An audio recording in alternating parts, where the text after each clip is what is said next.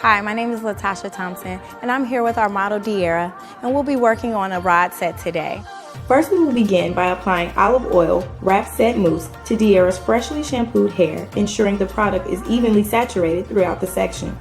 Next, to add additional hold and smooth the ends of the hair, we'll use ORS Olive Oil Smooth and Hold Pudding. Now, using small sections starting at the ends of the hair, we'll begin rolling the rod upwards along the length of the rod and then bend it to secure it to the scalp. Next, we're going to put DeAera under the dryer for 45 minutes or until her hair is thoroughly dry. After we took the rods out, I applied a dime-sized amount of ORS Olive Oil Glossing Hair Polisher into the palm of my hand. Then I separated each curl with a light amount of the polisher.